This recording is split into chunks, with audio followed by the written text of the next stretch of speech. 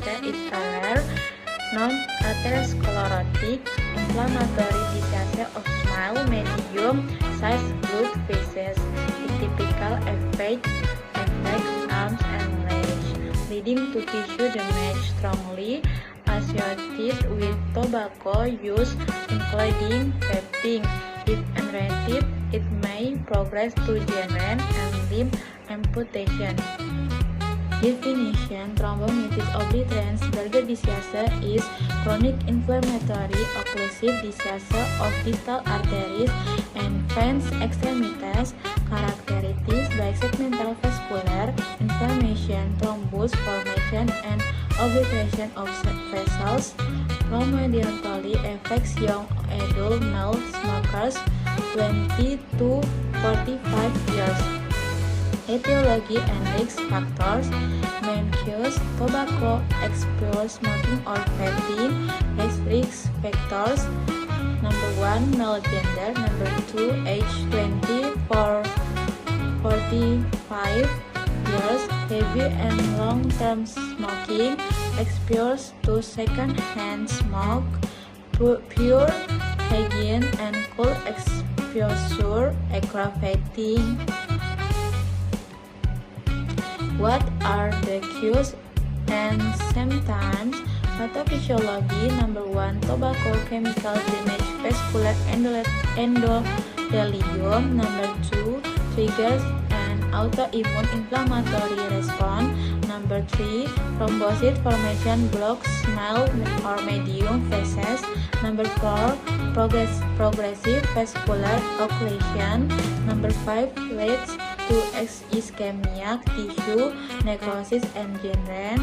Clinical manifestation: early symptoms, claudication, pain during walking, coldness or numbness in hands or feet, delayed wound healing, progressive symptoms, chronic non-healing ulcers, cyanosis or skin discoloration, tissue necrosis.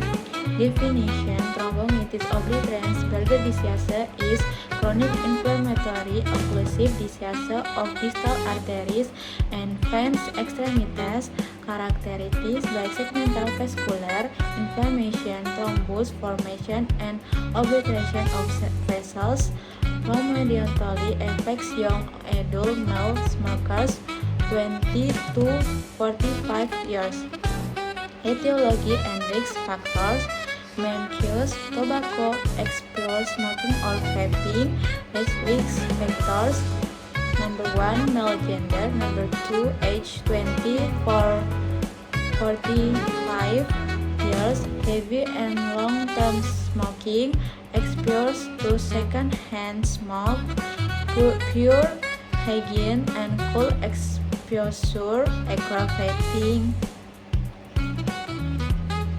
What are the causes and symptoms? Pathophysiology: number 1, tobacco chemical damage, vascular endothelium.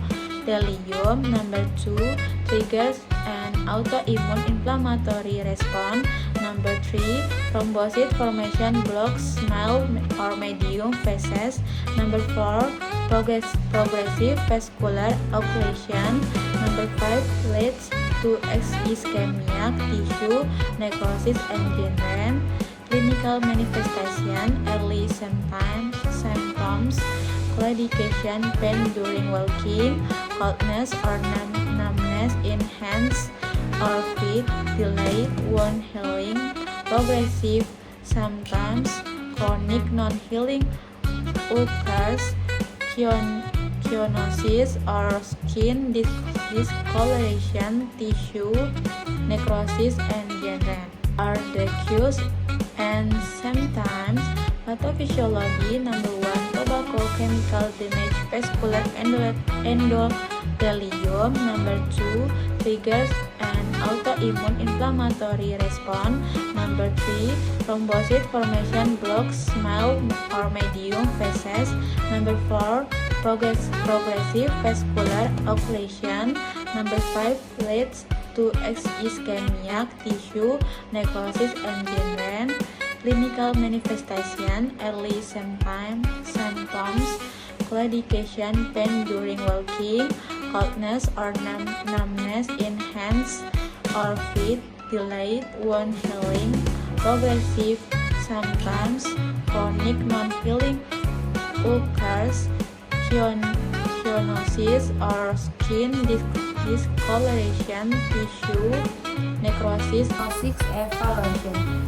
Detailed smoking history. Physical examination. Check peripheral pulses. Skin temperature. Test. Assess cortical circulation in house. Agiotherapy reveals chortles or segmented narrowing faceless. Tionaya diagnosis criteria concept before a gale 4-5 portrait of rescue history of tuberculosis distal extremity ischemia wet out exhalation of autoimmune hypercoagulability or diabetes, abscess of proximal arterial atherosclerosis. Complication of Buerger disease. 1. Chronic ischemic pain. Pain that never goes away because blood can raise the area. It may feel like briny, cramping, or sparkling. 2. Non-healing ulcers. I'll get a small cut on your toe of foot, but it never closes, instead open and might get worse. You won't get a small cut on your tail or foot, but I never close in the stay open might get worse. 3. Tissue necrosis. The skin turns back and hard because it's dead. This part of the body can feel aching and can hurt. The skin runs back and hurt because in that this part of the body can feel aching and I can hear. 4. Infection. Sepsis games enter the body because sick. The whole body get the infection can cause death in not right phase. Prognosis progressive and irreversible if smoking continues.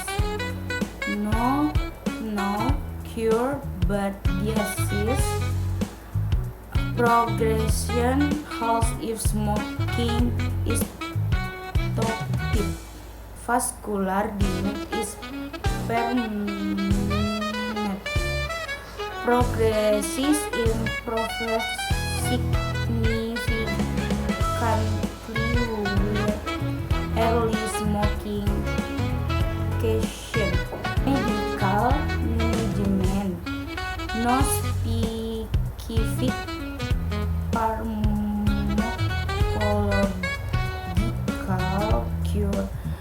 Call of pure immediate and complete smoking cessation, vasodilation or antipyretic therapy, pain management, surgical intervention in surface case. Hello everyone, I will continue the presentation for my friends.